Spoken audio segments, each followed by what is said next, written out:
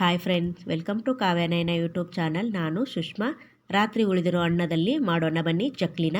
ಯಾವ ಥರ ಅಂತ ನೋಡೋಣ.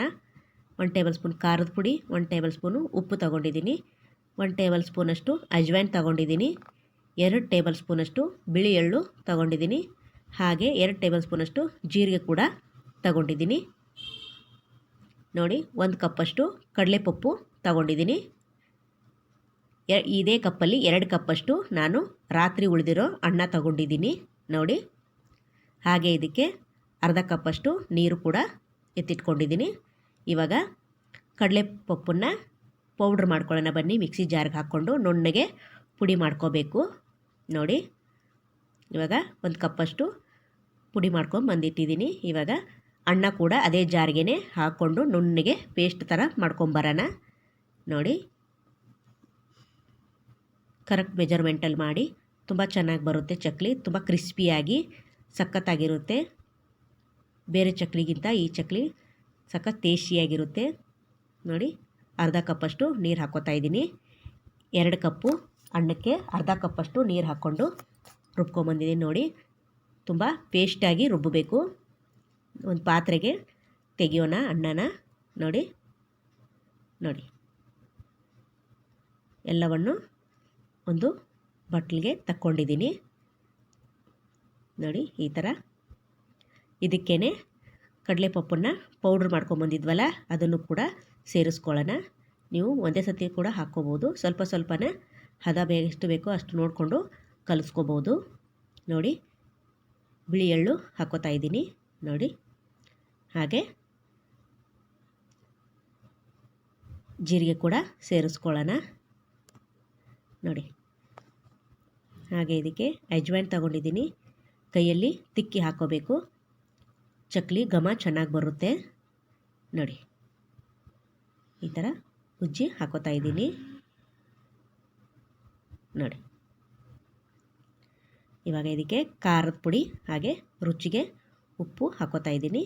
ನೀವು ನೋಡ್ಕೊಂಡು ಹಾಕೋಬೇಕು ನೋಡಿ. ಇವಾಗ ಚೆನ್ನಾಗಿ ಮಿಕ್ಸ್ ಮಾಡ್ಕೊಳ್ಳೋಣ ಬನ್ನಿ ನೋಡಿ. ಈ ಥರ ಚೆನ್ನಾಗಿ ಮಿಕ್ಸ್ ಮಾಡ್ಕೋಬೇಕು.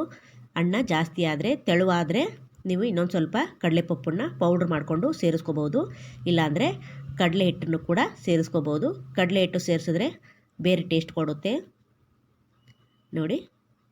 ನಾನು ಕಲಿಸ್ತಾ ನೀರೇನು ಹಾಕೋ ಹಾಗಿಲ್ಲ, ಆ ಅನ್ನದಲ್ಲೇ ಕಲಿಸ್ಬೇಕು ನೋಡಿ. ಚೆನ್ನಾಗಿ ಕಲಿಸ್ಕೊತಾ ಇದ್ದೀನಿ ನೋಡಿ.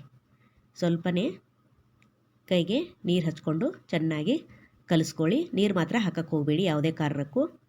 ಹಾಗೆ ಕಲಿಸ್ಕೊಂಡು ನಾನು ಒಂದು ತಟ್ಟೆಯಲ್ಲಿ ಉಳ್ಳಿಗಳನ್ನ ಮಾಡಿ ಸಿಲಿಂಡ್ರ್ ಆಕಾರ ಮಾಡಿ ಇಟ್ಕೊಂಡಿದ್ದೀನಿ. ಇವಾಗ ಚಕ್ಲಿ ಮನೆಗೆ ಎಣ್ಣೆ ಸವರ್ಕೊಂಡು ಹಾಕ್ಕೊಳ್ಳೋಣ ಬನ್ನಿ ನೋಡಿ. ಈ ಥರ ಚಕ್ಲಿ ಮನೆಗೆ ಉಳ್ಳಿ ಹಾಕ್ಕೊಂಡಿದ್ದೀನಿ. ಇವಾಗ ಚಕ್ಲಿ ಮಾಡ್ಕೊಳ್ಳೋಣ ಬನ್ನಿ ಫ್ರೆಂಡ್ಸ್ ನೋಡಿ. ನೋಡಿ ಎಷ್ಟು ಈಸಿಯಾಗಿ ಬೀಳುತ್ತೆ ಅಲ್ವಾ ಫ್ರೆಂಡ್. ನಿಧಾನಕ್ಕೆ ನೋಡಿ ರೌಂಡಾಗಿ ಮಾಡ್ಕೊಳ್ಳೋಣ ನೋಡಿ ಫ್ರೆಂಡ್. ಈ ಥರ ಇದ್ರ ಮೇಲೆ ಹಾಕೋತಾ ಇದ್ದೀನಿ ಚಕ್ಲಿ ಕರಿಯೋ ಮನೆಯಲ್ಲಿ ನೋಡಿ. ಈ ಥರ ರೌಂಡಾಗಿ ಮಾಡ್ಕೊಳ್ಳೋಣ. ಎಷ್ಟು ಈಸಿಯಾಗಿ ಫಾಸ್ಟಾಗಿ ಚಕ್ಲಿ ಮಾಡ್ಕೋಬೋದು ನೋಡಿ ಫ್ರೆಂಡ್ ನೋಡಿ. ಸೂಪರ್ ಅಲ್ವಾ, ಎಷ್ಟು ಚೆನ್ನಾಗಿ ಬಂದಿದೆ. ಇದೇ ಥರನೇ ಮತ್ತೆ ಒಂದು ಹಾಕ್ಕೊಳ್ಳೋಣ ನೋಡಿ. ಎಷ್ಟು ಈಸಿಯಾಗಿ ನೋಡಿ ರೌಂಡಾಗಿ ಚಕ್ಲಿ ಬರ್ತಾಯಿದೆ ನೋಡಿ. ಸೂಪರ್.